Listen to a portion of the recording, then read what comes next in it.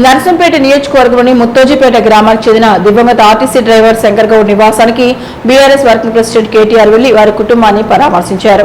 ఈ సందర్భంగా పార్టీ తరపున 5 లక్షల ఆర్థిక సహాయం అందజేశారు. ఇటీవల ఆర్టీసీ కార్మికుల సమస్యలు పరిష్కరించాలని డిమాండ్ చేస్తూ శంకర్ గౌడ్ ఆత్మహత్యకు పాల్పడిన విషయం తెలిసిందే. ఈ నేపథ్యంలో ఆయన కుటుంబానికి అండగా నిలుస్తామని కేటీఆర్ హామీ ఇచ్చారు.